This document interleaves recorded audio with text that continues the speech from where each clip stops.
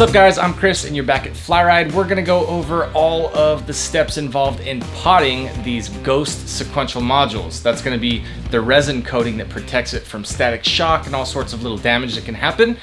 Let's just dive right in and show you the process. We're gonna take 2-part epoxy, we're gonna mix it together and show you how to do that. Let's get right into it. That's what we're gonna be putting the coating on. And the reason that we do that is to protect it. We don't wanna have weird little static shock mess it up. You can lose a channel. So this is one that has been potted. It's been through the ringer already. That's what we're gonna do with this. And to do that, we're gonna use these little silicone molds. I made a whole video about all this. I might just drop that one right on top of this, but at least for now, you'll be able to see me making some on the fly just for you, and it's current in June of 2019. So let's start mixing stuff up. And oh, congratulations to Matt. You just won some free LED bulbs thanks to Kristen and the boys on Twitch. So yeah, you got voted in, you won. That's for commenting on the videos. Everybody else, you wanna be like Matt? Comment on the videos, ask questions there. If you have a question and I get to answer it there, other people might have that same question and it will answer them too, all in one little thing. And that will be beautiful. Let's get back to potting. We are gonna take our hardener and our epoxy. We're gonna pour it in. We're gonna go 2 parts this, 1 part that. And to do the mixture properly, we're gonna use this cute little mixing cup, all right? And I actually have better silicone molds than this to make these out of, but I lost them, so yeah. And then to stir the mixture, we went fancy. We got a plastic knife. These are great if you go to fast food very often, which you shouldn't do, but if you do that, keep the knives. They're great. I'm not 100% sure what the perfect mixture is gonna be for this so that I can get 2 modules out. So we're just gonna figure it out on the fly. That looks about like 1, that looks like 2. Now we're gonna put the hardener in. I don't know. I think I lied to you. I think we need more.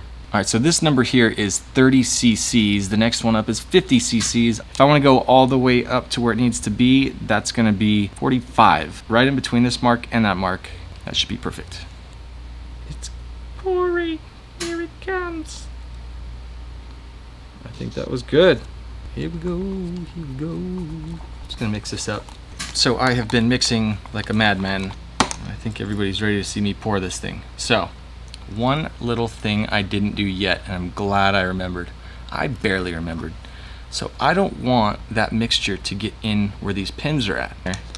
I'm gonna put some dielectric grease right at the edge here and here, and that is gonna ensure that when I pour this stuff in there, I don't get it on all the things I don't want to have covered. Normally I have a cute little tube that I squeeze on that comes out like way more manageable than this. In this case, you can get this stuff anywhere.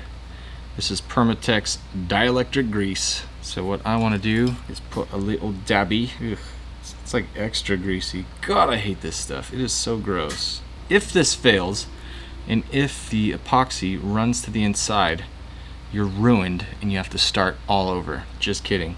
But what happens is you have to use a pick. You have to heat it up with the heat gun. You have to pick it out. Instead, figure it just makes way more sense to do it like this. But I've got this little heat shrink tube. I'm gonna just cut it into a couple little pieces and drop that in there. A lot of times it's even better to do my first little bit of a pour and then to put those little heat shrink guys in there. So let's do that. I'm gonna get a tiny little bit. Just start her off, all right? And now, see that in there? So now we're gonna drop these little duties in there. But the nice thing is, if you need to move them, you can get a little pick, you can move them around in there. They're gonna create this little teeny bit of lift underneath the sequencer. So what that's gonna do is allow it to coat the bottom really, really proper. Really proper. Okay, down she blows. Let's get a better angle for this. This might be grabbing the Twitch angle. Yeah, let's do that. Let's switch to overhead view on Twitch. And if you don't know what I'm talking about, it's because you don't know about the live stream, bro. You get on that. Get over to Twitch so you can see stuff happening in real time. Ready, boys? Here we go. I'm scared. Pouring and pouring and pouring and pouring. I'm gonna blade back a little bit.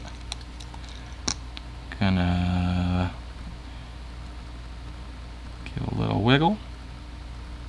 Wiggle, wiggle, wiggle, wiggle, wiggle, wiggle.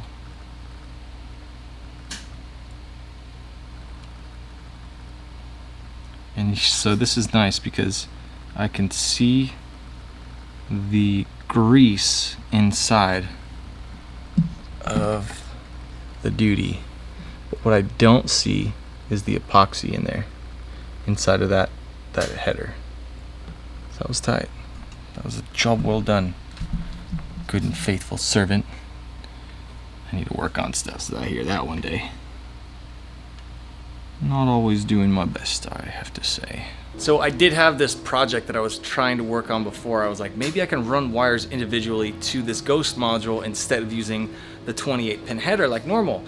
It was so stupid, I just regretted it instantly. There's a ton of individual gray wires coming out of that thing, and the other ones just have that nice little header that we put dielectric grease on. And man, they're gonna be just infinitely better, easier to work with, but I did want to scratch the itch of, hey, what if I just do this? I did it, and now I'm making a video showing you don't do that. It wasn't good. Use the headers, they just make so much more sense. I did want to tell you that because I potted a third module right now, and I'll be glad once that whole thing is done because it was a mess getting to this point. So everything that I used in this build, I put as much of it as I could at least in the description below, and I even reached out to Ghozt. So I'll tell you about that more in a minute. But I did want to say, if you want to see me do this stuff live, like every day, 5 days a week, all the business days, just jump on my Twitch. Do it. It's awesome. Links below. Okay, let me know if you have any questions. I talked to Kyle at Ghozt, and he is giving you a promo code for these modules. So if you order them directly from Ghozt and you use promo code FlyRyde, you're gonna save some money. I'm gonna get some kickback. It's all gonna be good. And I would just appreciate you guys giving them the business because I believe in those guys. Kyle and Dan, you are both awesome. I love what you've been doing. I love the community that you're growing, and I'm looking forward to being a huge part of it and helping push the whole thing forward. Everybody, if you want to check out more about Ghozt Lighting, just go to ghostlighting.com and you could get all of the information there as well as order your sequencers.